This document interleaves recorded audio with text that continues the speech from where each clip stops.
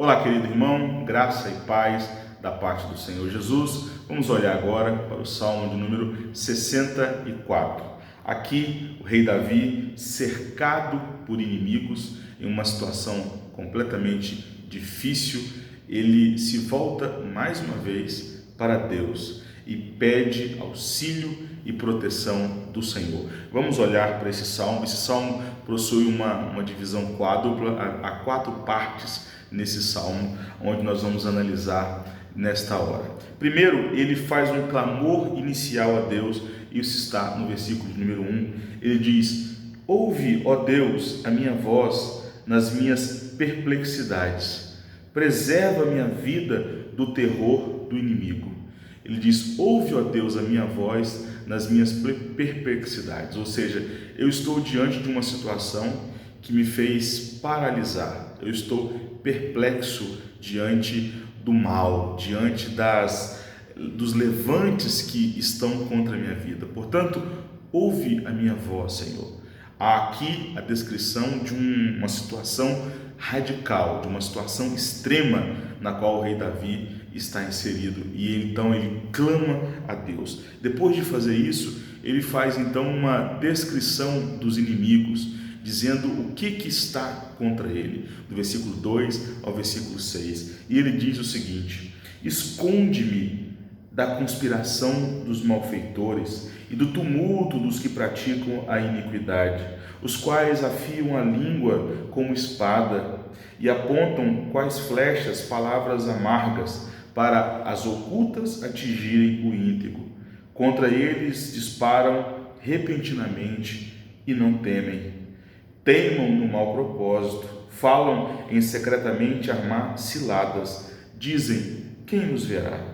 Projetam iniquidade, inquirem tudo o que se pode escogitar. É um abismo o pensamento e o coração de cada um deles. Ele faz então essa descrição dos seus inimigos, dizendo que eles estão constantemente conspirando contra ele, o pensamento deles é como um abismo, as suas palavras são como espadas e flechas afiadas. Muito provavelmente Davi aqui já era rei em Israel e de fato ele enfrentou vários momentos onde muitos inimigos se levantaram contra ele, tentando usurpar dele o trono. Até mesmo o próprio filho Absalão se levantou contra ele, e Davi experimentou na pele o que é viver debaixo de uma conspiração. Ele estava constantemente sendo atacado. Talvez as pessoas, quando o viam na rua, saíam de perto, começavam até mesmo não querer ter nenhum contato com ele, porque alguns poderiam até dizer: olha, ele já está condenado, ele já está completamente destruído, ele deixará de ser rei. E Davi sente isso e ele faz essa descrição dizendo: Senhor, apenas o Senhor pode me defender, apenas o Senhor pode ser o meu juiz nessa situação a qual eu estou vivendo. Depois de dizer isso, ele clama então pelo juízo de Deus. Versículo 7 ao versículo 9 diz assim: mas Deus desfere contra eles uma seta.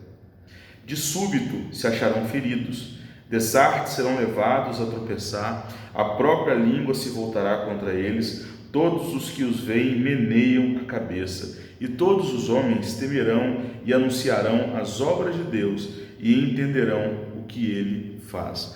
Davi aqui reafirma que, de fato, quem havia o escolhido para ser rei em Israel havia sido o Senhor. Deus havia mandado Samuel lá em Belém, na casa de Jessé, seu pai.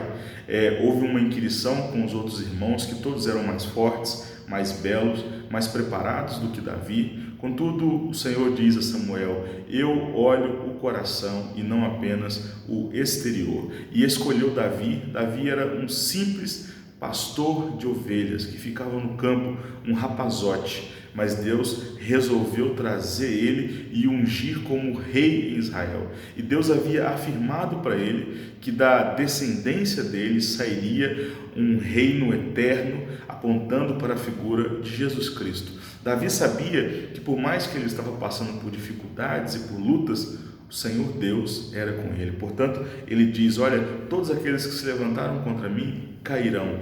Todos verão a glória do Senhor na minha vida.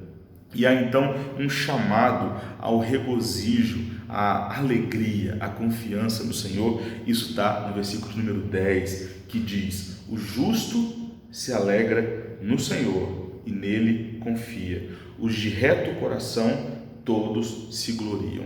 Observe que há aqui nesse texto umas expressões que são muito importantes para que nós venhamos a entender o contexto e a ideia do rei Davi. Ele está dizendo: o justo se alegra, o justo confia. Mas há duas preposições que apontam o alvo dessa confiança e o alvo dessa alegria. É dito que o justo se alegra no Senhor e ele confia no Senhor. Portanto, toda a ideia de confiança e de alegria que o justo, um homem de coração íntegro, tem, está depositada no Senhor. Do começo ao fim, há o reconhecimento de que Deus é soberano, de que Deus está no controle de todas as coisas, e a confiança que o rei Davi tinha e a alegria que ele tinha depositado no Senhor. Portanto, eu convido você a fazer o mesmo.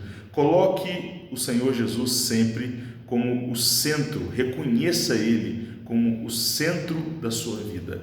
A sua alegria vem do Senhor, a sua confiança está no Senhor, o seu coração está firmado nas palavras do Senhor. Fazendo isso, você nunca será abalado. Deus abençoe você. Vamos orar. Senhor, de fato, assim como o rei Davi nos ensina neste salmo, nós queremos confiar apenas em Ti, depositar a nossa esperança no Senhor. Vivemos tempos difíceis, tempo onde muitas pessoas estão decepcionando em cargos onde foram colocadas, mas o Senhor jamais nos decepciona. Nós temos vivido um tempo onde a corrupção tem se alastrado neste país, a insanidade tem se alastrado nesse país, os nossos líderes da nação não têm sido exemplos de conduta, mas contudo a nossa confiança não está neles, a nossa confiança está no Senhor, e é a Ti que nós nos voltamos, e é a Ti que nós rendemos graça nesse dia. Assim oramos e Te agradecemos por tudo, em nome de Jesus. Amém. Querido irmão, Deus abençoe você e toda a sua família.